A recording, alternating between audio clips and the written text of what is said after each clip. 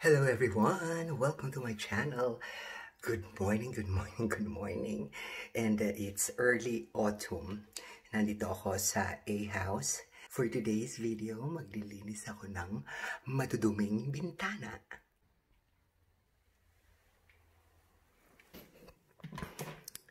So, ito yung bintana na madumi. Hindi ko alam kung nakikita niyo yung dirt. Pero madumi siya, day. Akala nyo lang malinis, but it's very dirty. Look at that. It's very dirty. Yun. Yun. So, yung buong bahay, lilinisin ko for today's video. And yun nga, papakita ko sa inyo kung paano ako maglinis ng bintana. Yung sa living area and dining area, natapos ko na last week nung bago kami magbakasyon sa bee house. And dahil maganda pa yung weather,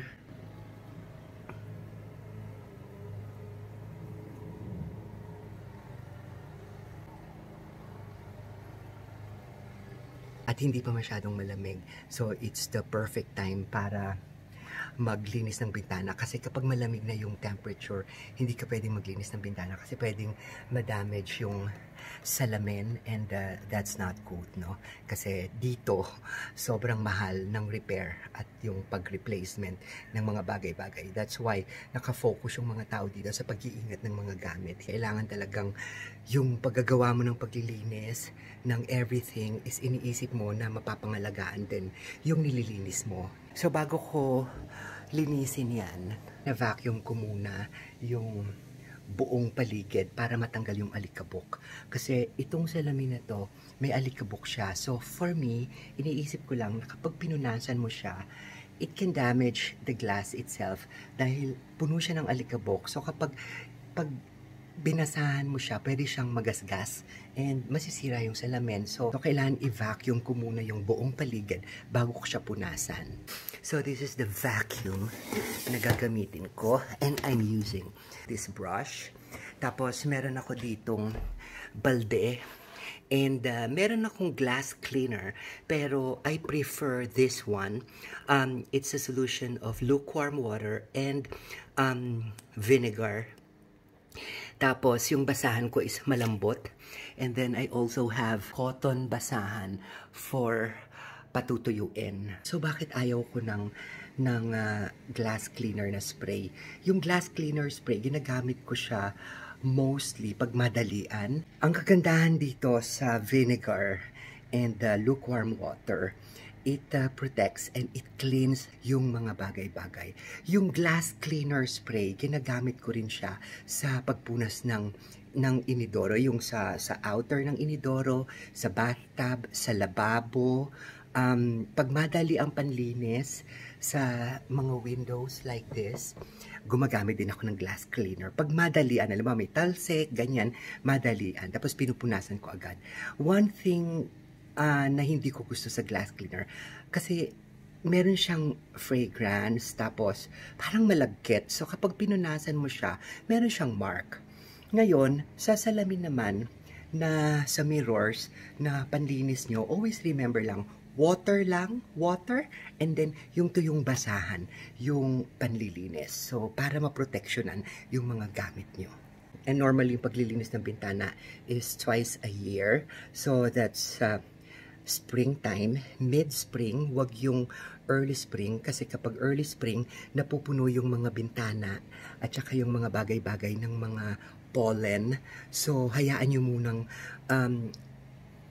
lumabas yung mga pollen from the flowers, from the trees para walang alikabok. Siguro, mga mid-spring, lilinisin na yung bintana. And then, of course, itong early autumn. Itong early autumn, it's also perfect to clean your windows para pagdating ng winter, makikita mo talaga yung pagpatak ng snow na napakaganda. So, let's start.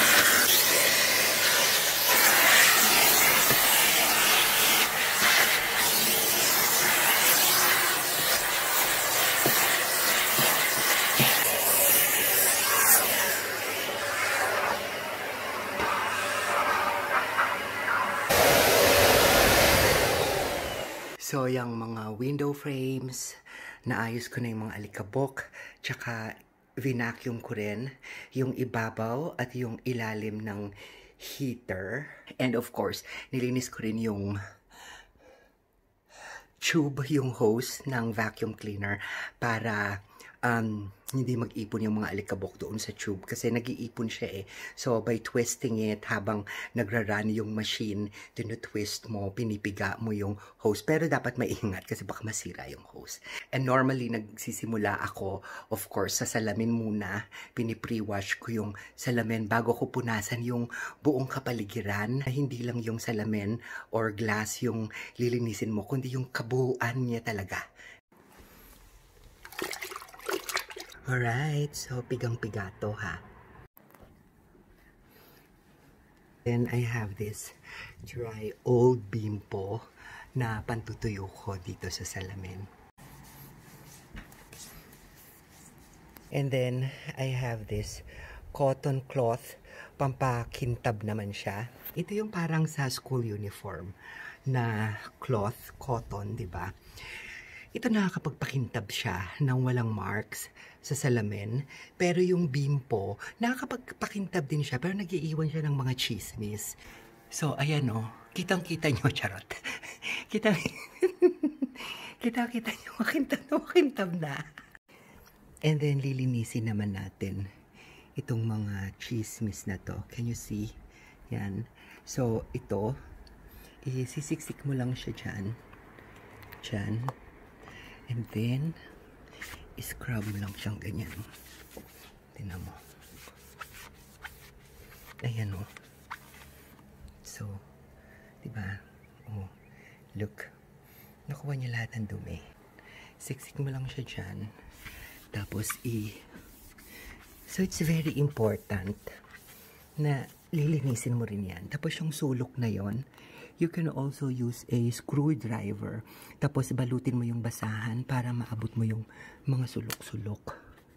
You see, even this one, yan, lilinisin mo. So, maski sa mga pintuan, sa mga sliding doors, sa mga bintana, may mga ganyan-ganyan. Ito, regular mo siyang nililinis. Siguro once a month or so. So, dapat nalilinis din siya, day.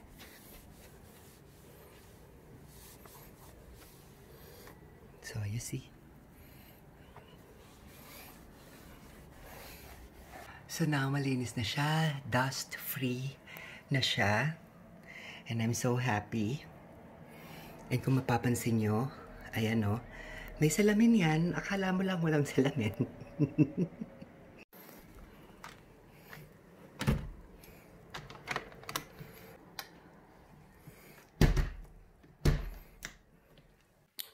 So, kung makikita mo na maliwalas at maliwanag na ang kinabukasan. For your information, yung mga bintana dito sa Europe, so kapag ginanyan mo siya, mabubukas siya. Pero kapag tinodo mo siya pataas, ang bubukas lang sa kanya itong taas. Yan lang. Yan lang ang bubukas.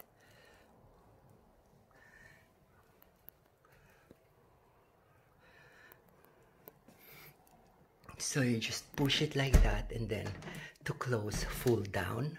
Yung half open, yun. Full open sa gitna. So, ayan siya.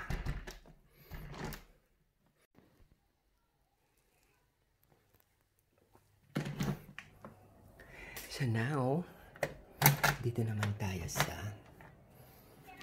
office ng asawa ko. And that is the view from this room. Favorite ni Mama yan na flower. Ginagawa niya yung hikaw.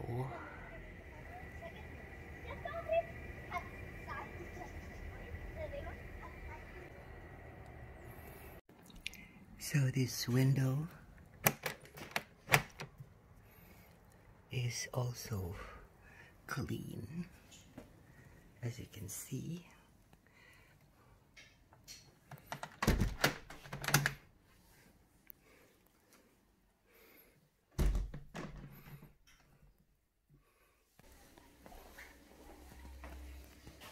So now, dito sa foyer.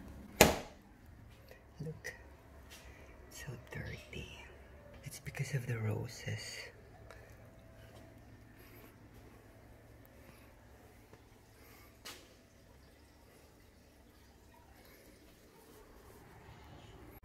So, nandito naman ako sa foyer. And lilinisin ko yung foyer. Nakita niyo ang dumi-dumi. Grabe. Ayan. You still remember this angel? Nilipat ko siya dito sa loob. Ayan. And my dove and the bee. And yung mga plants, pinasok ko dito. Like that. Like that. So, parang hindi siya pumupunta dito. So, hindi siya gagawa ng mess. And malinis na. Look at that.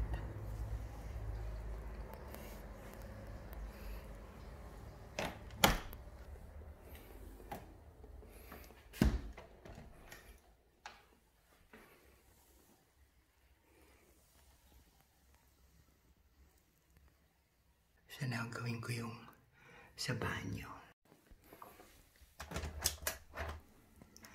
So now, nandito tayo sa banyo. So luckily, maliit lang yung banyo.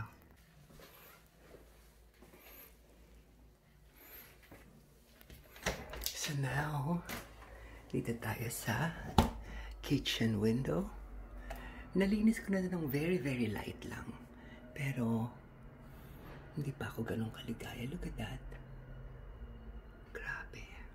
So, dito tayo sa kusina now. And, ito yung last room dito sa taas.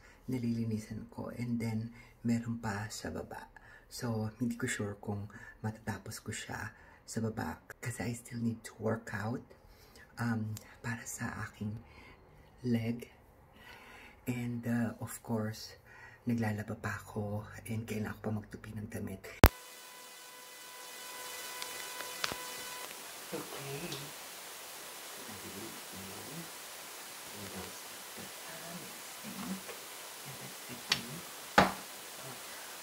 Our kitchen window. That is birdhouse. And that is birdhouse. So, finally, natapos na yung buong bahay. I mean, dito sa taas. Lahat ng mga rooms, ng windows, na linis ko na. And dito, dalawa yung windows. Ito nga yung isa. So, ang laking ginhawa sa buhay ko na malinis ko yung mga bintana.